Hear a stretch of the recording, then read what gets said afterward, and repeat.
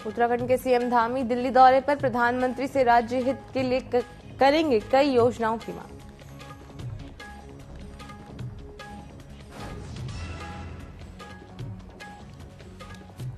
खेल मंत्री रेखा आर्या ने विभाग के संचालित योजनाओं की प्रगति के बारे में विभागीय अधिकारियों के साथ की समीक्षा बैठक।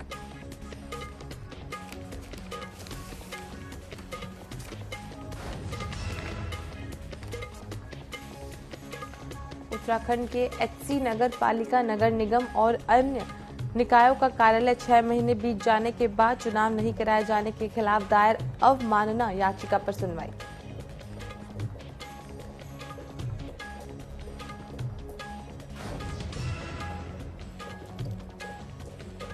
उत्तराखंड में 22वीं प्रादेशिक पुलिस तैराकी और क्रॉस एंट्री प्रतियोगिता का हुआ शुभारंभ। केंद्रीय पुलिस कल्याण विभाग के नवीन भवन और सतपति स्थल के जीर्णोद्धार का कार्यक्रम का किया गया उद्घाटन।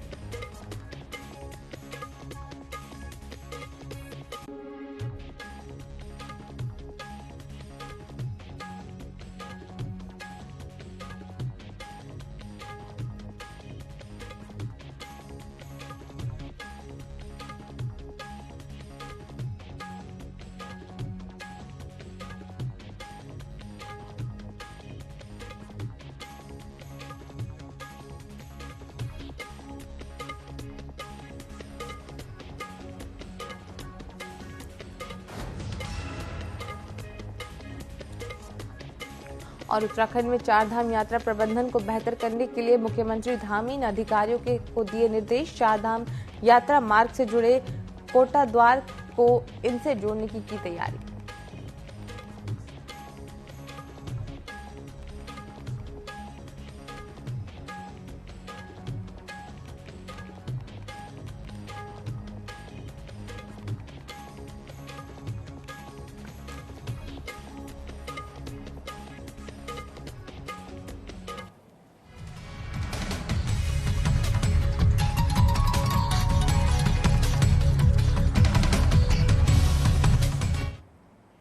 नमस्कार, उत्तराखंड विशेष न्यूज अपडेट में आप सभी का स्वागत है। मैं हूं आपके साथ मधु। चलिए बढ़ते हैं खबरों की ओर।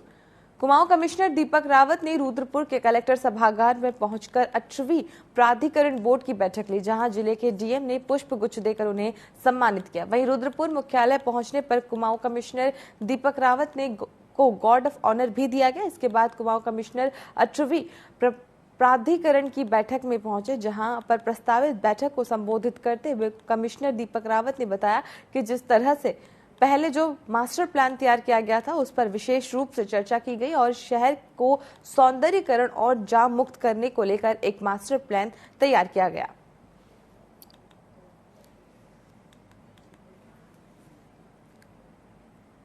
एक तो जो पुराना मास्टर प्लान है हमारा जो प्रस्तावित है उस पर चर्चा हुई। उसमें ये कहा गया कि किच्छा भी बड़ी तेजी से डेवलप हो रहा है और जो हमारे नया एक बाईपास प्रपोज्ड है शहर में, रुद्रपुर बाईपास, जिसमें काफ़ी काम हो भी चुका है, इसको फिलहाल हमने इस प्लानिंग में शामिल नहीं किया था। एक नया डेवलपमेंट है और इस तरफ आगे जाके तेजी से डेवलपमेंट होगा, तो इस बात को हम एक बार कंसिडर कर लें।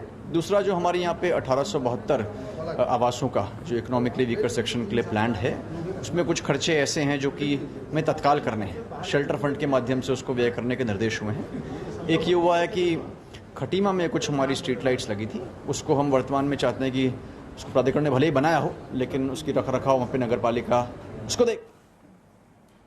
नैनीताल जिला बार एसोसिएशन के चुनाव शांतिपूर्ण तरीके से संपन्न हो गए। चुनाव में बार एसोसिएशन के अध्यक्ष पद पर ओंकार गोस्वामी और सचिव पद पर संजय सुयाल ने जीत हासिल की। उपाध्यक्ष पद पर अनिल हरनवाल और संयुक्त सचिव पद पर मनीष कांडपाल ने जीत हासिल की। गुरुवार सुबह 10:30 बजे से जिला बार एसोसिएशन के कुल 6 पदों पर मतदान प्रक्रिया शुरू हुई, जो कि शाम के 3 बजे तक हुई। बार संघ चुनाव में कुल पंजीकृत 283 अधिवक्ताओं में से 225 अधिवक्ताओं ने अपने मताधिकार का प्रयोग किया।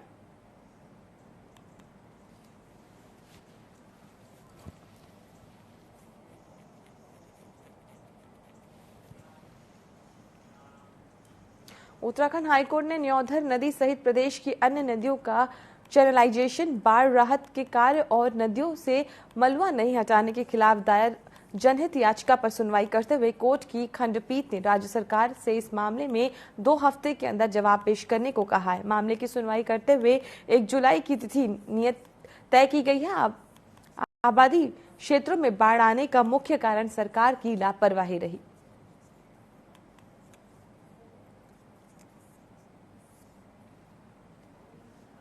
देखिए, बाढ़ आपदा से बचाव की दशा में उत्तराखंड राज्य की आरक्षित वन क्षेत्र की नदियों में भारी मात्रा में सील्डा और मलबा जमा है।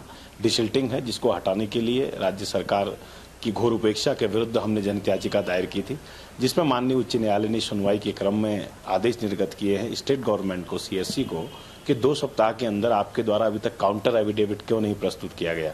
और महाधिवक्ता कार्यालय से जो डायरेक्शन स्टेट गवर्नमेंट को हुए थे वो आरटीआई के तहत मैंने माननीय उच्च न्यायालय को प्रेषित किए और माननीय उच्च न्यायालय ने स्टेट गवर्नमेंट के सीएससी को स्पष्ट रूप से आदेश किया है कि 2 सप्ताह के अंदर प्रगति रिपोर्ट में काउंटर एफिडेविट के साथ प्रस्तुत करें और 1 जुलाई को जो है इस पर फाइनल हियरिंग के लिए माननीय उच्च न्यायालय ने तिथि निर्धारित की है। यही सुनवाई में हुआ है। हरिद्वार में सोडा की बोतल में कचरा होने की शिकायत मिलने के बाद सोडा बनाने वाले एक सोडा प्लांट पर कार्यवाही करते हुए 278 सोडा बोतलों को एसडीएम ने सीज कर दिया है। वहीं खाद्य सुरक्षा विभाग ने भी सोडा बोतलों के सैंपल लिए हैं। दरअसल रेडी बेलवाल क्षेत्र में एक दुकान पर सोडा की सील बंद बोतल में कचरा होने की शिकायत खाद्य सुरक्षा विभाग को मिली थी। जांच करने पर विभाग की टीम को हरिद्वार इंडस्ट्रियल एरिया स्थित एक सोडा प्लांट का पता चला। इसके बाद एसडीएम के नेतृत्व में टीम ने छापेमार कार्यवाही की और कई संदिग्ध सोडा बोतलों को सीज कर 3 सोडा बोतलों का सैंपल लेकर जांच के लिए लैब भेज दिया। सूचना मिली थी कि रोडी बेलवाला में जिसको सोडे की बोतल या बंटे की बोतल के तौर पे जाना जाता है वो साफ नहीं है। उसमें फूड सेफ्टी डिपार्टमेंट की तरफ से जोशी जी और उनकी टीम ने जाके चेकिंग करी। 4 बोतल का सैंपल लिया जिसमेम उनको विजिबली दिखाई दे रहा था कि कुछ कचरे जैसा है। उनका सैंपल लेने के बाद जब पूछताछ करी तो इस लोकेशन का इंडस्ट्रियल एरिया का पता चला। यहाँ पर एक दुकान में 768 बॉटल्स को सीज करा गया, जिसमें से सैंपलिंग करके उनको चेक करने के लिए भेजा जाएगा। सैंपल की चेक करने पर जो भी रिपोर्ट आती है उसके उपरांत तत्काल कार्रवाई करेगी। चमोली जिले के जोशी मठ तहसील को अब उसके प्राचीन नाम ज्योतिर्मठ के नाम से जाना जाएगा। दरअसल स्थानीय जनता लंबे समय से जोशी मठ को ज्योति मठ के नाम दिए जाने की मांग करती, जिसे मुख्यमंत्री पुष्कर सिंह धामी ने गंभीरता से लेते हुए मामले में प्रस्ताव बनाकर केंद्र सरकार को भेजा। वहीं अब इसे लेकर केंद्र ने भी मंजूरी दे दी है।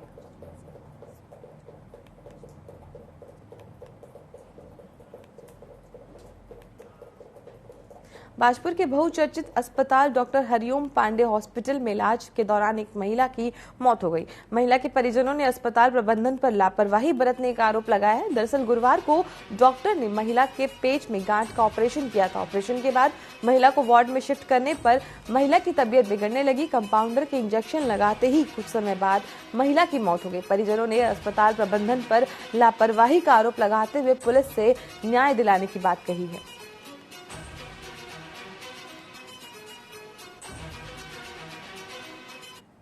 सारी रिपोर्टें नॉर्मल हैं। उसके बाद उनको 4 बजे के बाद थोड़ी तबीयत खराब होने लगी तो बच्चा बार बार उनको बोल लिया था कंपाउंडर को कि देखिए डॉक्टर साहब को बुलाओ, थोड़ा ब्लड प्रेशर बढ़ रहा है। मगर वो कंपाउंडर ने 2 घंटे तक बिल्कुल कोई सुनवाई नहीं की और ना ही डॉक्टर साहब को बुलाया। उसके बाद 6 बजे इसने जब टीका लगाया है मरीज को, उसके बाद 10 मिनट बाद वो मरीज खत्म हो गया। तो हमने तहरीर दी है हमारे साथ न्याय हो। सितारगंज क्षेत्र के ग्राम थरू बघोरी के पास बिट्टी रोड पर बड़ा हादसा हो गया, जहां एक टैंकर की चपेट में आने से एक महिला की दुर्घटना में मौत हो गई। वहीं हाइड्रा की मदद से महिला के शव को कैंटर से नीचे निकाला गया। सूचना पर मौके पर पहुंची पुलिस ने महिला के शव को कब्जे में लेकर सामुदायिक स्वास्थ्य केंद्र पहुंचाया, जहां डॉक्टर ने उसे मृत घोषित कर दिया। जिसके बाद पुलिस ने शव का पंचनामा कर पोस्टमार्टम के लिए भेजा। मिली जानकारी के मुताबिक महिला सड़क किनारे जा रही तभी अचानक कैंटर ने महिला को अपनी चपेट में ले लिया, जिससे उसकी दर्दनाक मौत हो गई। बहरहाल पुलिस ने गाड़ी को अपने कब्जे में लेकर जांच शुरू कर दी है।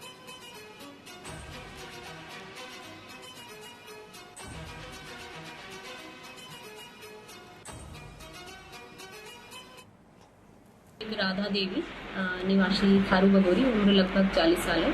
इनको 108 द्वारा हमारे पास मृत अवस्था में लाया गया था। बताया जा रहा है कि ट्रॉली पलटने इनके ऊपर से ही रास्ते में जा रही थी, तो ट्रॉली पलटने से इनकी मृत्यु। तो हमारे द्वारा इनको मृत घोषित करके पुलिस सूचना यहाँ से दे दी गई, शव पंचनामे के लिए यहाँ से भेज दिया। सरोवर नगरी नैनीताल के मल्लीताल क्षेत्र के प्रतिष्ठित रेस्टोरेंट में दिन के वक्त लड़ाई मारपीट और जोरदार हंगामा हुआ, जिसका वीडियो अब सोशल मीडिया पर तेजी से वायरल हो रहा है। सीसीटीवी की अधूरी वीडियो में 2 महिलाएं आपस में मारपीट करती नजर आ रही हैं और दूसरे वीडियो में कुछ लोग एक युवती को बुरी तरह से मारते दिखाई दे रहे हैं। साथ ही एक युवक लड़की की जेब से जबरदस्ती फोन निकालकर उसे तोड़ता हुआ नजर आ रहा है।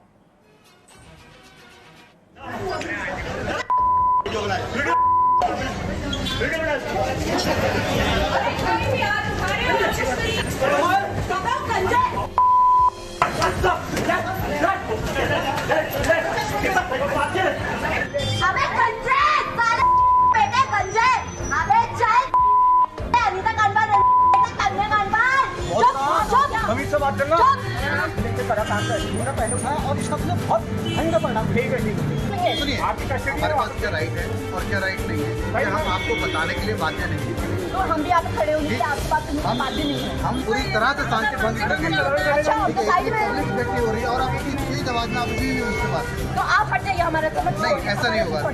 सरोवर नगरी नैनीताल के मल्लीताल कोतवाली क्षेत्र के प्रतिष्ठित रेस्टोरेंट में लड़ाई और मारपीट का वीडियो सोशल मीडिया में जमकर वायरल हो रहा है, जबकि सीसीटीवी की अधूरी वीडियो में 2 महिलाएं आपस में मारपीट करती नजर आ रही हैं और दूसरे वीडियो में कुछ लोग एक युवती को बुरी तरह से पीटते हुए दिखाई दे रहे हैं। यही नहीं, एक युवक लड़की की जेब से जबरन फोन निकालकर तोड़ता हुआ नजर आ रहा है। क्या है इस वायरल वीडियो की हकीकत और क्यों सरोवर नगरी में दिन दहाड़े बरपा हंगामा? इसकी तफ्तीश हुई तो बेहद ही चौंकाने वाला मामला सामने आया। देखिए हमारी ये खास रिपोर्ट। वीडियो में एक महिला अपना बचाव कर रही है और कुछ लोग उसे पीटते हुए दिखाई दे रहे हैं। वीडियो में साफ तौर पर देखा जा रहा है कि महिला की जेब से फोन निकालकर फेंक दिया जाता है और महिला को जमकर पीटा भी जाता है। जानकारी के मुताबिक मल्लीताल क्षेत्र के मोनको चौराहे स्थित सरस्वती रेस्टोरेंट के मालिक गिरीश कांडपाल की बहू मोनिका जोशी हल्द्वानी से अपने माता पिता के साथ रेस्टोरेंट में ससुराल वालों का दिया हुआ सामान वापस करने और दहेज में दिया गया सामान वापस लेने आई थी, लेकिन किसी बात को लेकर दोनों पक्षों में विवाद हो गया और बात हाथापाई तक पहुंच गई, जिसका वीडियो वहां मौजूद काफी लोगों ने बना दिया। वहीं इस बारे में जब मोनिका जोशी से बात की गई तो उन्होंने गिरीश कांडपाल और तन्मय कांडपाल पर कई संगीन आरोप लगाए।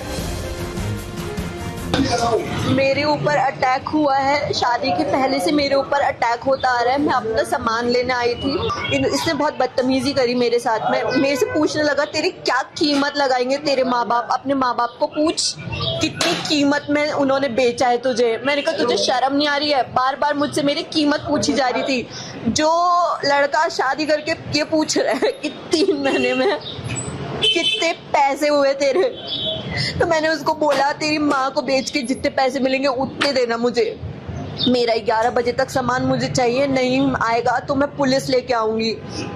उसके बाद हम इनके दुकान में गए सामान लेने के लिए, जहाँ पे मेरी मम्मी ने इससे सवाल करे कि तूने मेरी बेटे की कीमत कैसे लगाई। तो इसने बस अटैक किया मेरे फ़ोन पे, जहाँ इसे पता था सारे प्रूफ सब कुछ मेरे फ़ोन पे। इसने मेरा पूरा फ़ोन जेब से निकाल के पूरा का पूरा तोड़ दिया है और इतनी बुरी तरह से मेरे पर अटैक हुआ है, जहाँ पे मुझे लात से मारा है, मेरे सर पे मारा है, मुक्के से मारा है, मेरे चेस्ट पे मारा है।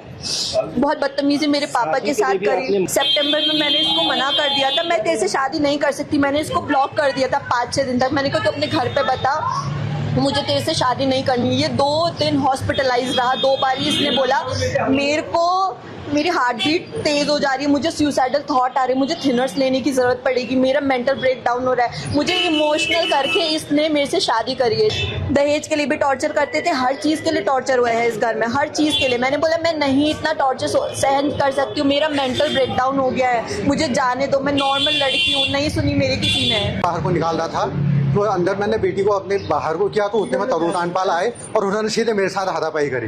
मेरे सर में भी मारा उन्होंने, मेरे चेहरे पे यहाँ पे चोट लगी है, हाथ में लगी है, इसमें बहुत ज़्यादा पेन है। सर में उन्होंने बहुत मारा और उसके बाद कह रहा है मैं गोली मार दूंगा, देख लूंगा मैं तेरे को।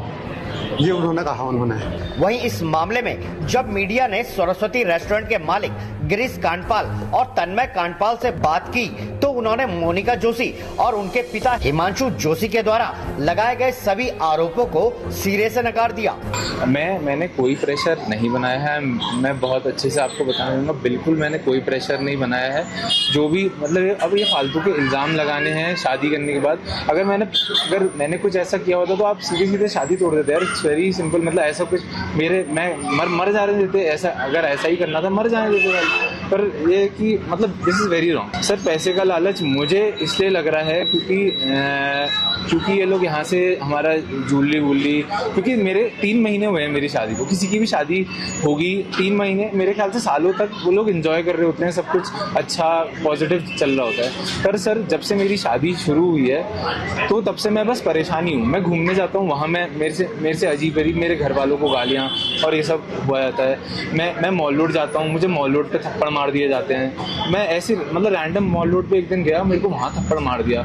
उसके बाद मैं उसी रात घर आता हूँ, मेरे ऊपर लेट के मुझे 7-8 थप्पड़ लगाए जाते हैं। उसके बाद भी मैं अपना हाथ नहीं चलाता। उसके बाद मेरे मम्मी पापा को दिन भर गालियाँ दी जाती हैं। तो मैं कब तक इन सब चीज़ों को सुनूं? तो ये सब चीज़ें होंगी तो मतलब दैट इज़ वेरी बैड। वो लड़की है, वो मेरी बहू है, मेरे पे इल्ज़ाम लगाती है तो मैं उसके लिए कोई जवाबदेही तो मेरी बहुत ज़्यादा बनती नहीं, क्योंकि आजकल लड़कियों की ज़्यादा सुनी जाती है, आदमियों की कम सुनी जाती है। पूरा शहर हमको जानता है, हमको 40 साल यहाँ काम करते हो गए, तो ऐसा कोई काम नहीं। बहरहाल वीडियो में जो मारपीट और हंगामा दिखाई दे रहा है, दरअसल वो एक पारिवारिक विवाद है। लेकिन ये पारिवारिक कलह घर की 4 दीवारी से निकलकर बाहर क्या आया कि सोशल मीडिया पर जमकर तहलका मचाने लगा। ये पूरा हंगामा काफी देर तक चला। काफी देर बाद बताया गया कि एक पुलिसकर्मी मौके पर पहुंचा और जिसके बाद मामला थाने पहुंच गया, जहां पुलिस ने पारिवारिक विवाद बताकर अपना पल्ला झाड़ दिया। जिसके बाद मोनिका जोशी हल्द्वानी में एफआईआर दर्ज करवाने की बात कहकर अपने परिवार के साथ वापस हल्द्वानी चली गई। वहीं दूसरी तरफ गिरीश कांडपाल ने मोनिका जोशी और उनके परिजनों के खिलाफ थाने में तहरीर दी है। मोनिका जोशी के द्वारा सरस्वती रेस्टोरेंट के मालिक गिरीश कांडपाल और तन्मय कांडपाल पर सेक्स रैकेट चलाने, मारपीट करने जैसे कई गंभीर आरोप लगाए हैं। तो इनका एक केस पता चला था जहाँ पे ये रैकेट चलाते थे। दूसरा, ये लड़का मुझे कुछ सही नहीं लग रहा था, ये हर बार लड़ता था हर चीज के लिए। ये सेक्स रैकेट चलाते थे, वुमेन ट्रैफिकिंग का हमने ये सुना है, न्यूज़पेपर में भी आया था ये चीज। ये पहले की बात है। एफआईआर भी दूंगी। इसने मेरे पेरेंट्स के ऊपर अटैक किया, मेरे ऊपर अटैक किया है, हर तरीके से। इसके चाचा ने मेरे पापा को गोली से मारने की धमकी दी हुई है। हालांकि कांडपाल परिवार ने सभी आरोपों को सिरे से नकार दिया है। मेरे ख्याल से आप लोग तो इतने साल से काम कर रहे हो, किसी भी आदमी को बदनाम करने का इससे कोई आसान तरीका हो नहीं सकता।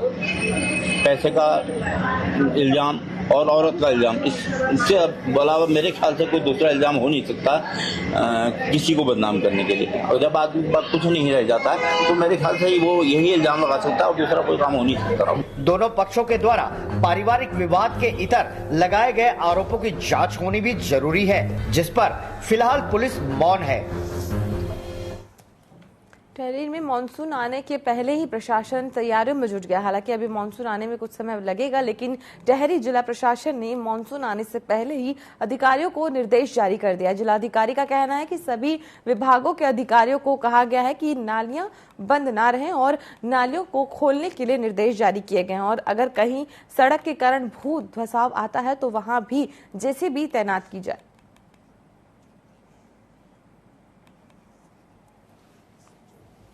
हमारी सभी डिपार्टमेंट से मीटिंग्स होनी थी, तैयारी होनी थी, वो हमने कर ली है। और इसमें जो भी डिपार्टमेंट्स जिनको तैयारी पहले से करनी है, जैसे कि मशीनों की तैनाती करनी है या नालियों की कल्वर्ट्स, इन सब की सफाई होनी है, या बिजली विभाग को एक्स्ट्रा पोल या ट्रांसफार्मर्स की आपूर्ति करनी है, और पेयजल डिपार्टमेंट्स के द्वारा अधिक एक्स्ट्रा पाइप की उनको कलेक्शन करके रखना है। साथ ही जो दूरस्थ खाद्यान्न हमारे जहाँ पर बटता है वहाँ पर व्यवस्था करनी है। तो ये सारी तैयारियों की समीक्षा कर ली गई है। उत्तराखंड में 2 सीटों पर उपचुनाव की तारीखों की घोषणा के साथ ही राजनीतिक दल भी अपनी तैयारियों में जुट गए। इसके साथ ही दोनों ही प्रमुख दलों के जीत के दावे भी आने लगे हैं। उपचुनाव की घोषणा के बाद पूर्व मुख्यमंत्री हरीश रावत ने कहा कि कांग्रेस के कार्यकर्ता जीत के लिए अपनी जी जान लगा देंगे और दोनों ही सीटों पर जीत दर्ज करेंगे। वहीं भाजपा विधायक खजान दास का कहना है कि भाजपा हमेशा चुनाव के मोड में रहती है, वो चुनाव की तारीखों का इंतजार नहीं करते।